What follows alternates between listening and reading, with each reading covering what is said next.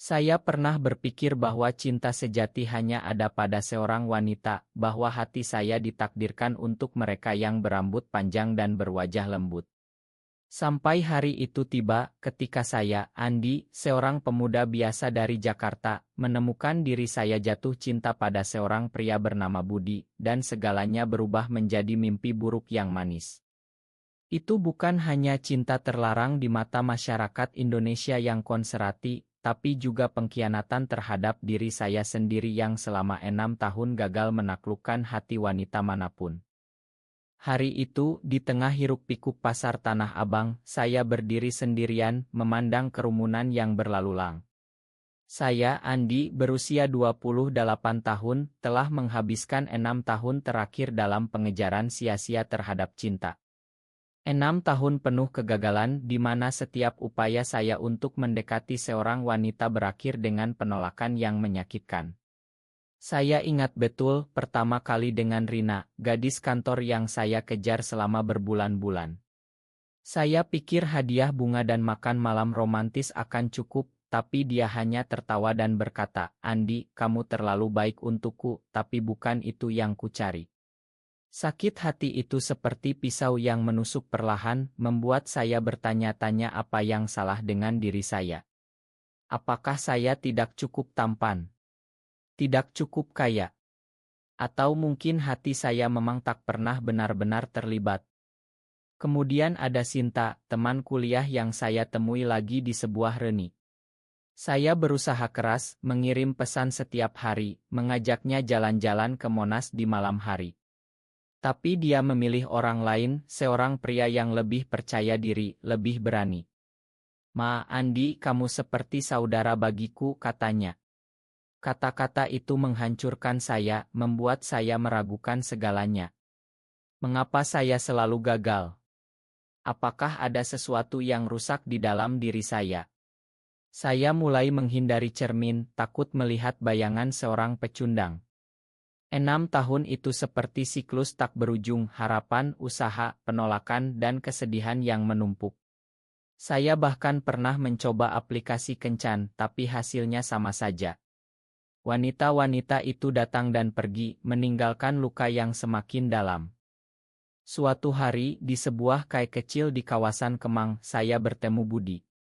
Dia adalah rekan kerja baru di kantor saya, seorang desainer grafis berusia 20 genep tahun dengan senyum yang hangat dan mata yang penuh cerita. Awalnya, kami hanya bertukar sapa biasa. "Hai Andi, saya Budi. Senang bergabung di tim ini," katanya sambil menjabat tangan saya.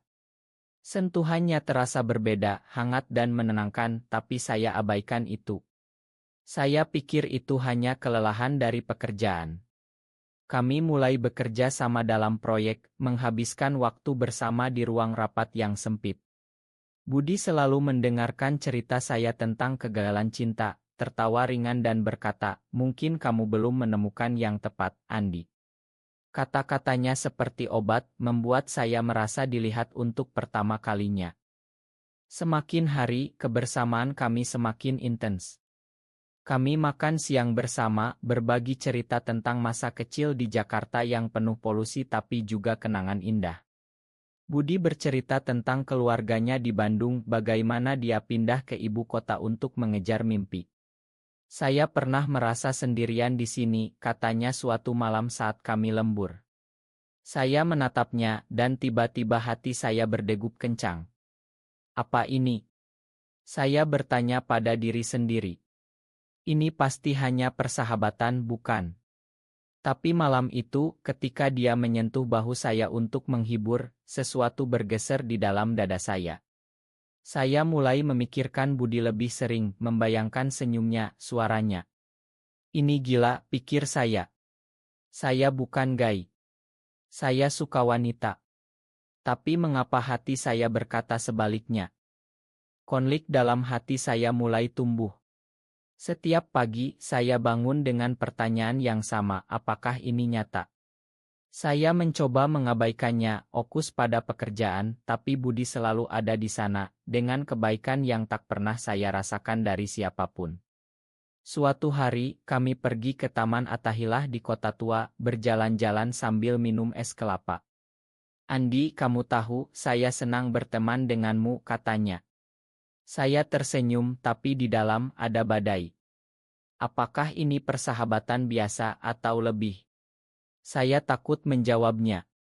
Masyarakat Indonesia, dengan norma-normanya yang ketat, tak akan menerima ini. Keluarga saya, orang tua yang taat agama, akan hancur jika tahu. Tapi hati saya mulai memberontak. Akhirnya, saya memberanikan diri. Di sebuah malam hujan di Jakarta, saat kami berteduh di bawah payung, saya berkata, "Budi, saya pikir saya suka kamu. Lebih dari teman." Matanya melebar, tapi kemudian dia tersenyum. Saya juga, Andi. Sudah lama. Itu adalah momen yang mengubah segalanya. Cinta yang selama 6 tahun saya kejar pada wanita, ternyata datang dari seorang pria. Tapi apakah ini akan bertahan? Saya ragu karena dunia di sekitar kami penuh dengan prasangka. Keesokan harinya, setelah pengakuan itu, dunia terasa berbeda. Saya dan Budi mulai menjalani hubungan secara diam-diam, seperti pencuri di malam hari. Kami bertemu di tempat-tempat tersembunyi, seperti kai kecil di pinggiran Jakarta atau taman yang sepi. Setiap sentuhan tangan, setiap tatapan penuh dengan emosi yang meledak-ledak. "Andi, ini terasa benar," bisik Budi suatu kali saat kami duduk di pinggir Sungai Ciliwung. Saya mengangguk, tapi di dalam hati ada keraguan yang menggerogoti. Bagaimana jika orang tahu? Bagaimana jika keluarga saya menolak? 6 tahun kegagalan dengan wanita membuat saya terbiasa dengan rasa sakit, tapi ini berbeda. Ini lebih dalam, lebih menyiksa. Konflik internal saya semakin parah. Setiap malam, saya berbaring di tempat tidur, mempertanyakan identitas saya. Apakah saya benar-benar gay? Atau ini hanya AC, pikir saya. Saya ingat masa kecil di kampung halaman di mana ayah saya selalu mengajarkan seorang pria harus mencintai wanita, membangun keluarga. Kata-kata itu seperti belenggu. Saya mencoba membayangkan masa depan dengan Budi, tapi bayangan penolakan dari masyarakat Indonesia yang konservatif selalu menghantui. Di kantor, kami berpura-pura seperti biasa, tapi setiap kali mata kami bertemu, ada api yang menyala. Itu membuat saya gila, antara bahagia dan takut. Suatu hari, Budi mengajak saya ke Bali untuk liburan singkat. "Kita butuh waktu bersama, jauh dari Jakarta," katanya. Di sana, di pantai Kuta yang ramai, kami merasa lebih bebas. Kami berjalan bergandengan tangan di malam hari, mendengarkan ombak. "Saya mencintaimu, Andi," katanya di bawah bintang-bintang. Hati saya meleleh, tapi kemudian datang gelombang keraguan. Bagaimana jika ini salah? Bagaimana jika saya menyakitinya? Saya tak bisa tidur malam itu, memikirkan kemungkinan buruk. Kembali ke Jakarta, realitas menampar. Teman kantor mulai curiga. "Andi, kamu sering banget sama Budi ya?" tanya seorang rekan. Saya tersenyum palsu, tapi di dalam panik melanda. Lalu datang pengkhianatan pertama. Budi punya rahasia. Suatu malam, saat saya membuka ponselnya secara tak sengaja, saya melihat pesan dari seorang pria lain. "Kapan kita ketemu lagi?" tulisnya. Hati saya hancur. "Siapa ini?" tanya saya dengan suara gemetar. Budi terdiam, lalu mengaku. "Itu masa lalu, Andi. Sebelum kamu." Tapi kata-katanya tak meyakinkan. Saya merasa dikhianati, seperti semua kegagalan sebelumnya kembali menghantam. "Mengapa kamu tak bilang dari awal?" jerit saya dalam hati. Kami bertengkar hebat, air mata mengalir. "Saya takut kehilanganmu," katanya. Saya pergi, meninggalkannya sendirian di apartemen. Malam itu, saya berkeliaran di jalanan Jakarta yang basah oleh hujan. "Mengapa cinta selalu menyakitkan?" gumam saya pada diri sendiri. 6 tahun mengejar wanita gagal, sekarang mengejar pria pun sama saja. Apakah saya ditakdirkan sendirian? Saya menelepon sahabat saya, tapi tak bisa cerita semuanya. Hanya diam, menangis dalam hati. Keesokan harinya, Budi datang meminta maaf. Saya salah, Andi. Mari kita mulai lagi.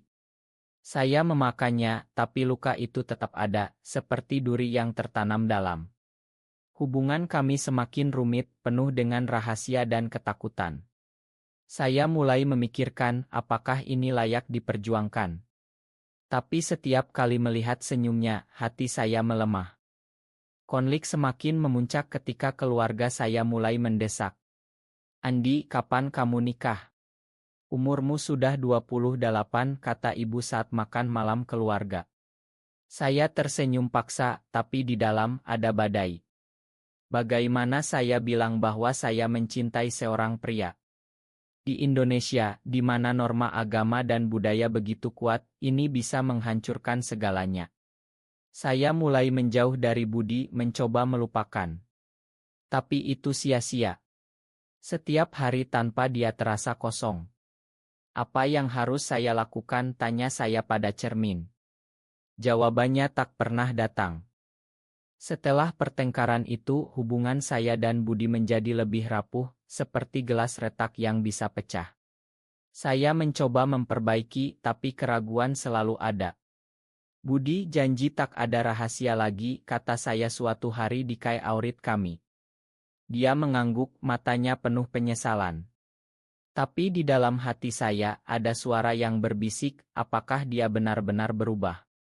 6 tahun kegagalan sebelumnya membuat saya paranoid, selalu mengharapkan yang terburuk. Kami mencoba membangun kepercayaan, menghabiskan waktu lebih banyak bersama, tapi bayangan masa lalu Budi selalu menghantui. Suatu saat, konflik eksternal datang. Di kantor, rumor mulai beredar. Andi dan Budi terlalu dekat, bisik rekan kerja. Saya panik, takut kehilangan pekerjaan. Di Indonesia, di mana diskriminasi terhadap LGBT masih umum, ini bisa berakhir buruk. Saya mulai menjaga jarak di tempat kerja, tapi itu menyakiti Budi. Mengapa kamu dingin, Andi? Tanyanya dengan suara sedih. Saya tak bisa jawab, hanya memeluknya diam-diam di apartemen. Malam itu, saya menangis sendirian, mempertanyakan pilihan saya. Apakah cinta ini pantas untuk semua penderitaan ini? Lalu datang momen yang lebih berat. Ayah saya sakit, dan saya harus pulang ke rumah keluarga di pinggiran Jakarta. Di sana, ibu mendesak lagi tentang pernikahan. Ada gadis bagus dari tetangga, Andi. Kenapa tak coba, katanya. Saya merasa terjebak antara kewajiban keluarga dan cinta sejati. Ibu, saya belum siap, jawab saya lemah. Tapi di dalam hati saya berteriak, saya mencintai Budi. Saya meneleponnya setiap malam, tapi suara saya penuh keraguan. Bagaimana jika kita berpisah, pikir saya. Itu adalah konflik terbesar antara hati dan norma masyarakat. Budi mulai merasakan keraguan saya. Andi, apakah kamu malu dengan saya? Tanyanya suatu hari. Kata-katanya seperti pukulan. Saya menyangkal, tapi dia tahu. Kami bertengkar lagi, lebih hebat. Jika kamu tak bisa menerima diri sendiri, bagaimana bisa mencintaiku? Jeritnya. Saya terdiam, air mata mengalir. Malam itu, saya sendirian lagi, memikirkan segalanya. 6 tahun mengejar wanita gagal karena saya tak pernah benar-benar mencintai mereka. Sekarang dengan Budi, cinta itu nyata, tapi dunia tak menginginkan. Tuhan, mengapa begini? Gumam saya dalam doa. Keesokan harinya, saya memutuskan untuk jujur pada diri sendiri. Saya bertemu Budi di taman dan kami berbicara panjang. Saya takut, Budi. Tapi saya tak mau kehilanganmu. Dia memeluk saya dan untuk pertama kalinya, saya merasa damai. Tapi kedamaian itu tak bertahan lama. Seorang teman keluarga melihat kami bersama, dan rumor sampai ke orang tua saya. Ayah memanggil saya pulang. Apa yang ku dengar ini benar, Andi? Tanyanya dengan suara marah. Saya terdiam, hati berdegup kencang. Ayah, saya mencintai seseorang, jawab saya akhirnya. Seorang pria, tanyanya shocked. Air mata ibu mengalir. Itu adalah malam terburuk, penuh teriakan dan kesedihan. Saya pergi dari rumah, merasa seperti orang buangan. Mengapa saya lahir seperti ini, tanya saya pada angin malam Jakarta. Budi menjemput saya, dan kami menghabiskan malam bersama, saling menghibur. Tapi luka itu semakin dalam. Saya mulai memikirkan akhir dari semua ini. Apakah kami bisa bertahan? Atau ini akan berakhir dengan tragedi? Konflik dalam hati saya mencapai puncak, antara cinta dan pengorbanan. Setelah konfrontasi dengan keluarga, dunia saya runtuh. Saya tinggal di apartemen Budi, tapi ketakutan selalu ada. Andi, kita bisa melewati ini bersama, katanya setiap hari. Tapi saya ragu. 6 tahun kegagalan membuat saya tak percaya pada kebahagiaan. Setiap malam, saya bermimpi buruk tentang penolakan, tentang masyarakat yang menunjuk jari. Apakah ini layak, tanya saya pada diri sendiri berulang kali. Budi mencoba menghibur, tapi dia juga menderita. Saya tak mau jadi bebanmu, katanya suatu kali, air matanya jatuh. Konflik semakin gaicin ketika Budi mendapat tawaran kerja di Surabaya. Ini kesempatan bagus, Andi. Tapi jika kamu tak mau, saya tolak. Saya terpecah. Jika dia pergi, saya sendirian menghadapi keluarga. Jika tinggal, dia mengorbankan mimpi. Pergilah, kata saya akhirnya, meski hati hancur. Itu adalah pengkhianatan pada diri sendiri, tapi saya pikir itu terbaik. Budi marah. Kamu menyerah begitu saja, jeritnya. Kami bertengkar hebat, kata-kata pedas terlontar. Kamu tak pernah benar-benar mencintaiku, katanya. Saya pergi, meninggalkannya dengan air mata. Sendirian lagi, saya kembali ke rumah keluarga.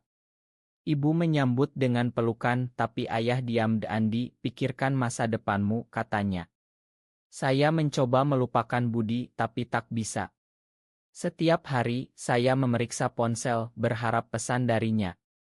Mengapa saya biarkan dia pergi, gumam saya. Konflik internal mencapai klimaks. Saya mulai depresi, tak makan, tak tidur. Teman-teman khawatir, tapi saya tak bisa cerita. Di Indonesia, bicara tentang cinta sesama jenis seperti tabu. Lalu datang pengkhianatan terbesar.